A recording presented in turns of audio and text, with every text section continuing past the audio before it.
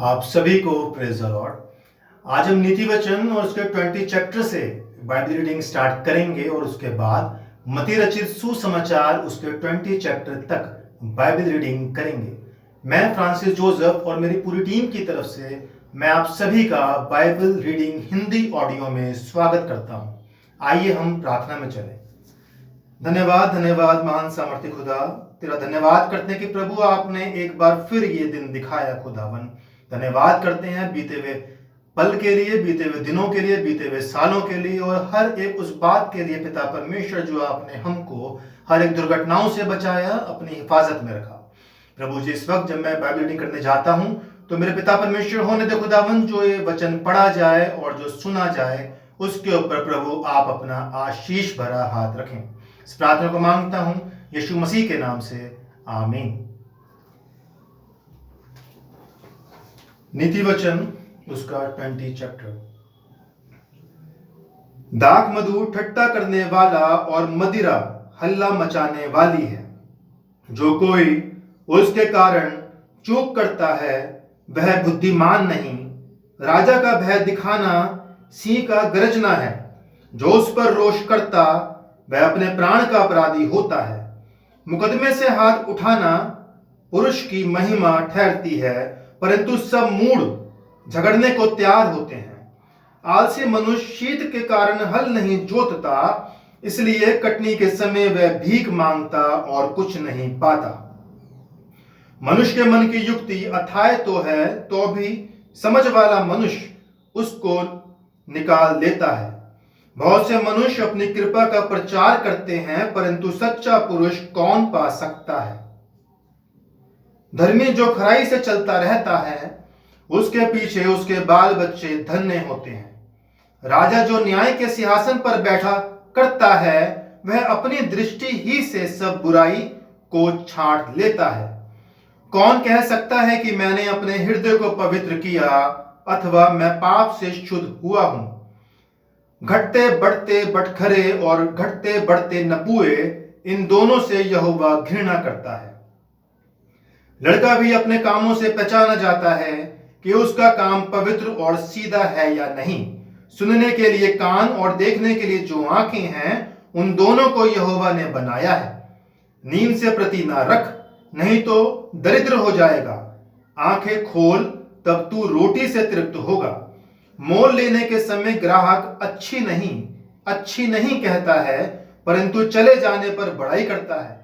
सोना और बहुत से मूंगे तो हैं, परंतु ज्ञान की बातें अनमोल मणि ठहरती है। जो अनजाने का उत्तरदायी हुआ उसका कपड़ा, और जो पराये का उत्तरदायी हुआ उससे बंधक की वस्तु ले रख। चोरी छिपे की रोटी मनुष्य को मीठी तो लगती है, परंतु बाद में उसका मुंह कंकड़ों से भर जाता है। सब कल्पनाएं सम्मति ही से स्थिर होती है, और युक्ति के साथ युद्ध करना चाहिए। जो लुतराई करता फिरता वह भेद प्रकट करता है, इसलिए बकवादी से मेल जोल ना रखना। जो अपने माता पिता को कोसता उसका दिया बुझ जाता और घोर अंधकार हो जाता है। जो भाग पहले उतावली से मिलता है, अंत में उस पर आशीष नहीं होती।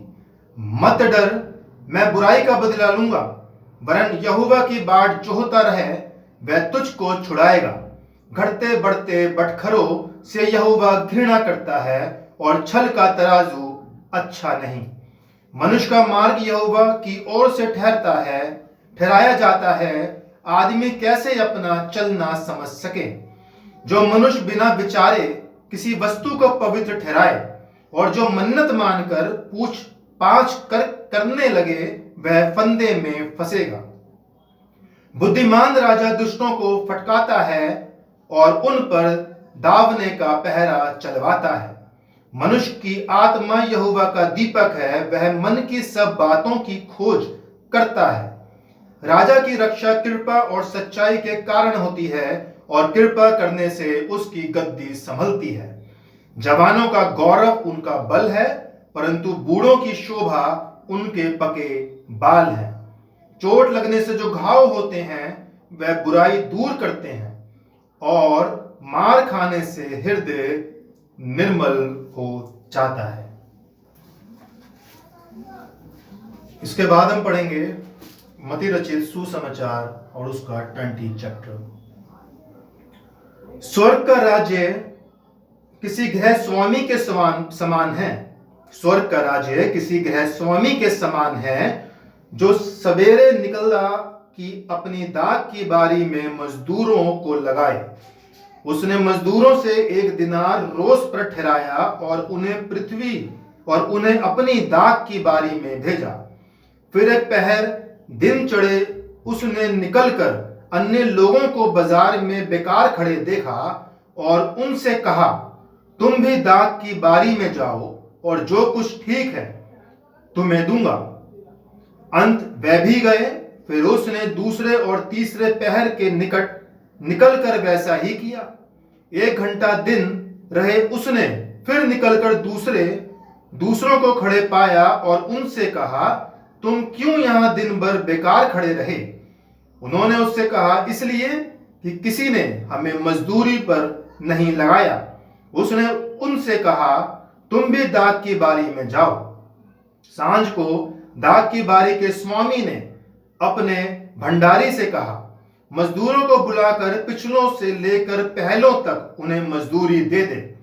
जब वह आए जो घंटा भर दिन रहे लगाए गए थे तो उन्हें 1 दिनार मिला। जो पहले आए उन्होंने ये समझा कि हमें अधिक मिलेगा, परंतु उन्हें भी 1 दिनार ही मिला।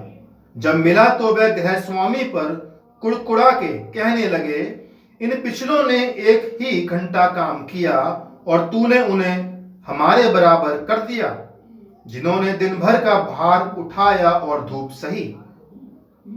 उसने उनमें से एक को उत्तर दिया, हे मित्र, मैं तुझसे कुछ अन्याय नहीं करता। क्या तूने ही मुझसे 1 दिनार ना ठहराया था? जो तेरा है उठा ले और चला जा। मेरी इच्छा यह है कि जितना तुझे दूं उतना ही इस पिछले को भी दूं।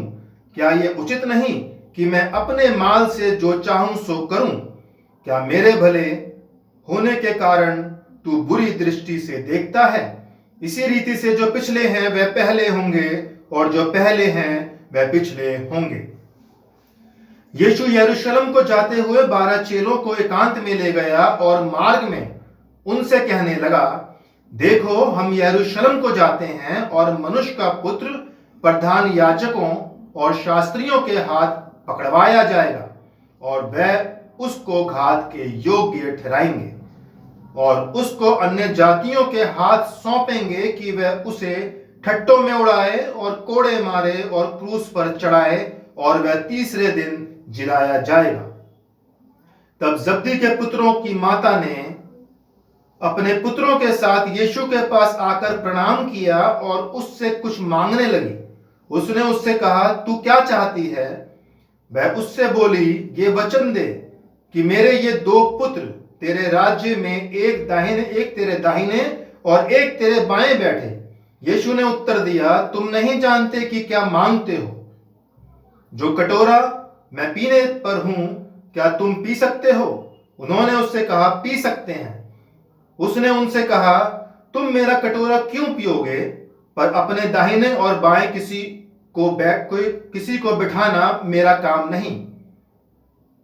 पर अपने दाहिने और बाएं किसी को बिठाना मेरा काम नहीं, पर जिनके लिए मेरे पिता की ओर से तैयार किया गया उन्हीं के लिए है। यह सुनकर 10 चेले उन दोनों भाइयों पर क्रुद्ध हुए।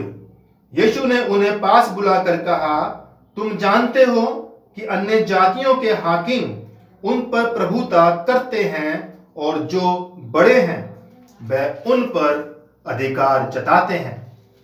परंतु तुम में ऐसा नहीं होगा, परंतु जो कोई तुम में बड़ा होना चाहे वह तुम्हारा सेवक बने और जो तुम में प्रधान होना चाहे वह तुम्हारा दास बने। जैसे कि मनुष्य का पुत्र वह इसलिए नहीं आया कि उसकी सेवा टहल की जाए, परंतु इसलिए आया कि आप सेवा टहल करे और बहुतों की छुड़ौती के लिए अपने प्राण दे। जब वह यरीहो से निकल रहे थे तो एक बड़ी भीड़ उसके पीछे हो ली और 2 अंधे जो सड़क के किनारे बैठे थे ये सुनकर कि यीशु जा रहा है पुकार कर कहने लगे, हे प्रभु दाऊद की संतान हम पर दया कर। लोगों ने उन्हें डांटा कि चुप रहे, पर वह और भी चिल्लाकर बोले, हे प्रभु दाऊद की संतान हम पर दया कर। तब यीशु ने खड़े होकर उन्हें बुलाया और कहा, तुम क्या चाहते हो कि मैं तुम्हारे लिए करूं? उन्होंने उससे कहा, हे प्रभु ये कि हमारी आंखें खुल जाएं। यीशु ने तरस खाकर उनकी आंखें छुईं और वह तुरंत देखने लगे और उसके पीछे हो लिए। परमेश्वर अपने वचन के पढ़े और सुने जाने पर अपनी बड़ी आशीष दे। आमीन। मेरे अजीजों, अगर हम नीति वचन और उसके 20वें चैप्टर जो हमने 20 चैप्टर पढ़ा है और उसकी 10वीं आयत को अगर हम थोड़ा गहराई से पढ़ें तो उसमें कुछ इस तरह लिखा है कि घटते बढ़ते बटखरे और घटते बढ़ते नपुए, इन दोनों से यहोवा घृणा करता है। इसका अर्थ यह है, जो बेईमान तोल और माप का उपयोग करता है, जो बेईमान तोल और माप का उपयोग करता है। उदाहरण के तौर पर कुछ ऐसे लोग हैं जो कि भेदभाव करते हैं कि ये नीची जाति का है, हम इससे कैसे बात करें, ये इसको बात करनी नहीं आती, इसकी वे ऑफ टॉकिंग ठीक नहीं है, इसको तरीका नहीं है बात करने का, तो हम इसको कहाँ लेकर के जाएं, इसका पहनावा उड़ावा और बहुत सी ऐसी चीजें जिससे कि भेदभाव किया जाता है। परमेश्वर ऐसे उन तमाम लोगों से बहुत ज्यादा घृणा और नफरत करता है। तो मेरे अजीजों, हम हमेशा ये याद करें कि हमें भेदभाव नहीं करना है। परमेश्वर भेदभाव के सख्त खिलाफ है और परमेश्वर ऐसे लोगों से बहुत घृणा करता है। आइए हम प्रार्थना करें। धन्यवाद धन्यवाद धन्यवाद महान सामर्थ्य खुदा, तेरा तहे दिल से धन्यवाद करते हैं प्रभु कि खुदावन तूने हम सबको संभाला, अपनी हिफाजत में रखा, सुंदर वचन दिया पिता परमेश्वर। वचन जो कहता है कि मेरे खुदा कि हमें हर एक इंसान को एक समान देखना चाहिए, भेदभाव नहीं करना चाहिए। मेरे प्रभु पिता परमेश्वर, जो वचन पढ़ा गया सुना गया पिता परमेश्वर, हमें पूरा विश्वास है कि प्रभु जी ये फलदायक होगा। प्रभु इस वक्त खास तौर से प्रार्थना विनती करता हूँ पिता परमेश्वर, रशिया और यूक्रेन में पिता परमेश्वर जो युद्ध हुआ हुआ है और जिसके वजह से पिता परमेश्वर यूक्रेन में पिता परमेश्वर जितने भी लोगों की पिता परमेश्वर मौतें हुई हैं और जो गमजदा परिवार हैं जिन्होंने अपनों को खोया है, प्रभु जी उनको सब्र और शांति दे। पिता परमेश्वर प्रार्थना विनती करते हैं कि खुदावन यह युद्ध आपसी रंजिश पिता परमेश्वर बहुत जल्दी खत्म हो और पिता परमेश्वर ये रुके और आपसी दोनों कंट्री पिता परमेश्वर एक दूसरे के साथ प्यार मोहब्बत हलीमी बर्दाश्त के साथ रहे। मेरे प्रभु इस युद्ध से हुए हुए नुकसान की जो नुकसान हुए हैं पिता परमेश्वर उसकी भरपाई खुदावन तू प्रभु जी बहुत जल्द से जल्द कर खुदावन ये युद्ध रोक करके खुदा सबके साथ हो प्रभु जी एक एक के ऊपर अपने रहम की बारिश करें खुदावन। बड़े बुजुर्ग बच्चे गरीब गुरबत सबके साथ हो पिता परमेश्वर, जो हॉस्पिटलों में बीमार हैं, जो अपने अपने घरों में बीमार हैं, उनको खुदावन चंगाई दे। जिनके पास रोटी नहीं, कपड़ा नहीं, मकान नहीं, अरे मेरे प्रभु उनको उनकी जरूरतों के मुताबिक हर चीजें दे पिता परमेश्वर। जो बच्चे स्टडी करने वाले हैं उनको और ज्यादा अकल बुद्धि समझ ज्ञान दे ताकि पिता परमेश्वर पढ़ लिख करके वो अपने माँ बाप का नाम रोशन करे और प्रभु जी माँ बापों को खुदावन इतनी अकल बुद्धि समझ दे ताकि पिता परमेश्वर वो मसीहत में बच्चों को लेके जाए और जब पिता परमेश्वर बच्चे खुदा मसीहत में आए तो प्रभु जी वो तेरे नाम को महिमा और जलाल देने वाले बन सके। आई मेरे प्रभु प्रार्थना विनती करना चाहता हूँ पिता परमेश्वर, जो ये महामारी फैली हुई है पिता परमेश्वर, अलग अलग तरह के जो डिजीज हैं, अलग अलग नाम है पिता परमेश्वर, कोविड, ओमिक्रॉन, डेल्टा पिता परमेश्वर खुदावन होने दे मेरे प्रभु कि मेरे पिता परमेश्वर खुदावन जो इस बीमारी के चपेट में है उन सबों को पिता परमेश्वर जल्द से जल्द खुदावन चंगाई दे और प्रभु जी जो स्वस्थ है उन्हें और ज्यादा स्वस्थ कर ताकि पिता परमेश्वर वो इस बीमारी की चपेट में ना आए। आए मेरे प्रभु प्रार्थना विनती करता हूँ एक एक के साथ हो, जिनको नहीं भी जानते उनके भी साथ हो खुदा, सबके रहनुमा बने, हर किसी के ऊपर अपनी बरकत की बारिश दे। कमाने वालों के साथ हो प्रभु जी, कमाई में बरकत दे। जो बेरोजगार हैं उन्हें रोजगार दे। जिनके पास आज कुछ नहीं है पिता परमेश्वर खाने के लिए, जो प्रभु जी आज सोचते हैं कि हम क्या करेंगे कैसे करेंगे, आए पिता परमेश्वर जिनके घर में खुदावन बापा आसमानी, जिनके रसोई में पिता परमेश्वर खुदावन भरपूर खाना नहीं, बच्चों को क्या खिलाए प्रभु जी उनके खत्ते भर दे मेरे खुदा। सबके साथ हो प्रभु, एक एक के ऊपर रहम की बारिश करे। इस प्रार्थना को मांगते हैं यीशु मसीह के सच्चे और जिंदे नाम से, जिन्होंने हमें यूं प्रार्थना करना सिखाया।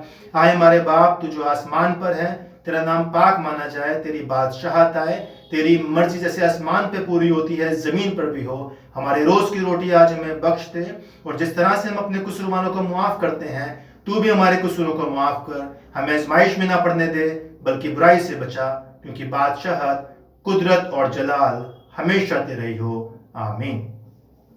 परमेश्वर हम सब पर अनुग्रह करे, और परमेश्वर की आशीष हम सब पर सदा और सर्वदा बनी रहे। आप सभी को प्रेज़ द लॉर्ड।